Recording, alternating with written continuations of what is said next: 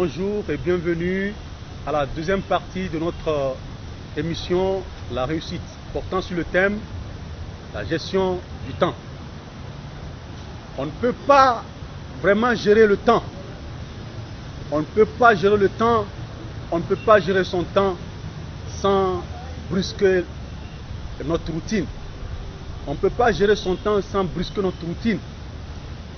On ne peut pas gérer le temps sans mettre en colère, en quelque sorte, nos amis.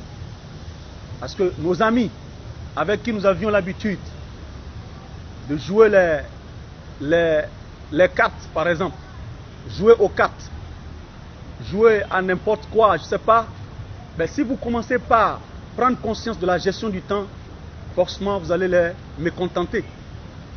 Vous ne pouvez pas gérer le temps sans mécontenter votre oncle qui vient et qui veut vous donner, qui veut vous faire écouter une histoire qui n'est pas aussi importante. Vous ne pouvez pas gérer votre temps sans mécontenter cet oncle-là, en lui disant, pardon oncle, votre histoire est intéressante, elle est très intéressante, mais pardon, on va le faire dans la soirée quand je vais revenir. L'oncle ne serait pas content.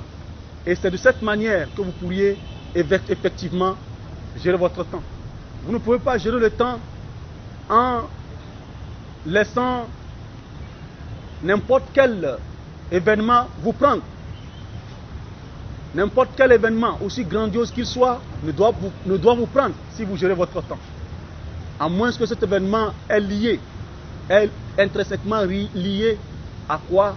À votre objectif quotidien ou hebdomadaire ou mensuel. Voilà comment vous devez gérer votre temps. Alors, gérer son temps, c'est brusquer vos habitudes. Gérer votre temps, c'est être rigoureux vis-à-vis de vous-même. C'est avoir une certaine discipline vis-à-vis de vous-même. C'est éviter de passer le temps à faire des choses qui ne contribuent pas à la construction et à l'accomplissement de votre mission. Alors, ne vous en faites pas quand vos amis commencent par dire « Ah, nous n'avons pas le temps de notre ami. Le temps de notre ami n'a plus le temps pour nous. » Que ça ne vous gêne pas, car c'est de cette manière que vous allez éventuellement atteindre vos objectifs.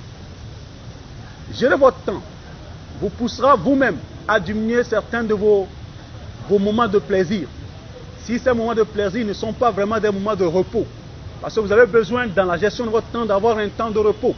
Un temps de repos pour récupérer, pour s'énergiser et pour se lancer davantage dans les différentes batailles pour votre réussite. Alors, vous devez faire violence à vous-même dans la gestion du temps. Sinon, vous allez voir, chacun cherche à réaliser son rêve. Et dans la réalisation de leur rêve, vos amis, vos membres de famille, vos collègues de travail auront des priorités qui ne sont pas les vôtres. Votre priorité est forcément propre à vous et ne doit pas être forcément partagée par les autres. Et pour cette raison, quand quelqu'un voit quelque chose prioritaire pour lequel il pense que vous deviez perdre le temps, vous le voyez moins prioritaire pour lequel vous ne devez pas perdre votre temps. Voyez comment vous pourriez au mieux gérer votre temps. Ce qui est important pour lui, pour lequel il pense que vous devriez perdre votre temps à consacrer, n'est-ce pas, le moins de temps que vous avez pour cela, vous le voyez autrement, ce qui vous pousse à passer votre temps à faire autre chose que ce que votre collègue ou votre ami vous propose. Et comme ça, vous êtes obligé de brusquer les gens. Et brusquer les gens, ce n'est pas une mauvaise chose dans ce cadre-là. Ce n'est pas une mauvaise chose parce que si vous les laissez prendre votre temps aujourd'hui, ce serait difficile pour vous de vous échapper de cela demain. Ça, c'est très sûr.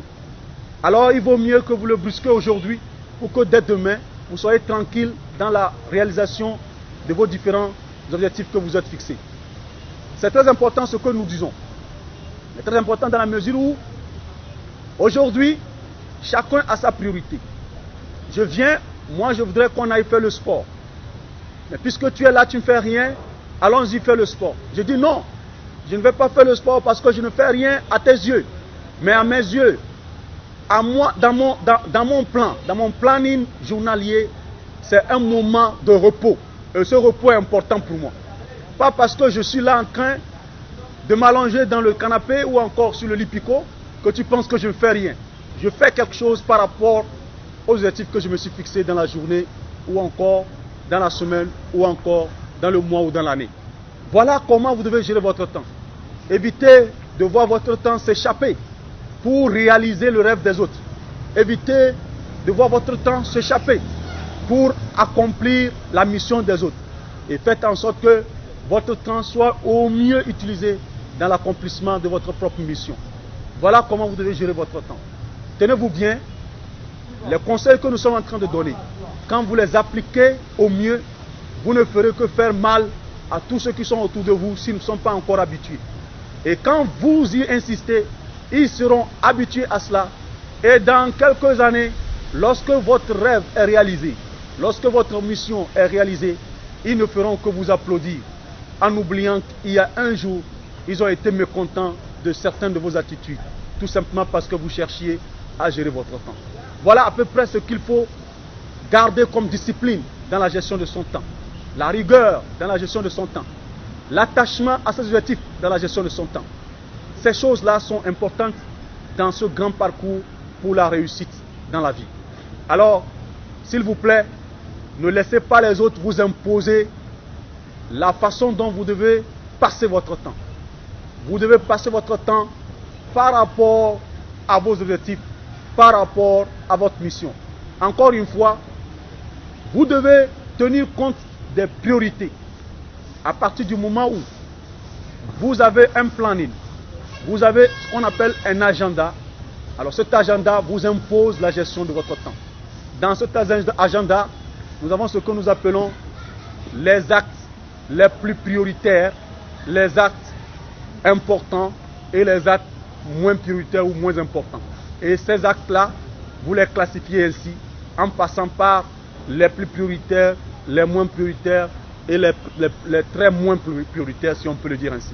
C'est de cette manière qu'on peut gérer le temps au mieux.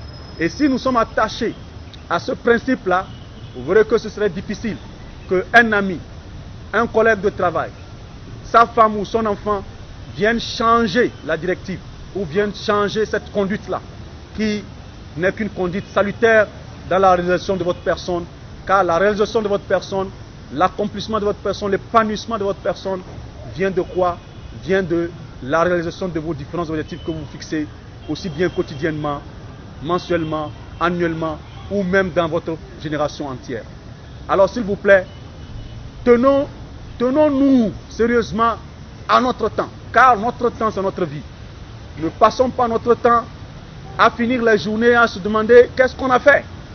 Il faut plutôt passer le temps tel que dans la fin de la journée, l'on se dise, voilà, j'ai réussi à faire ce qu'il fallait faire. Et comme ça, je sais ce que je dois faire demain. Demain, je dois faire mieux. Puisque je suis un gagnant, puisque je suis un leader, je dois faire mieux demain. Puisque j'ai fait bien aujourd'hui, je dois faire mieux demain. Puisque j'ai mal fait aujourd'hui, je dois faire bien demain. Voilà, c'est de cette manière que ceux-là qui sont appelés à la réussite se comportent par rapport à leur temps. Ne nous laissons pas distraire par la priorité des autres.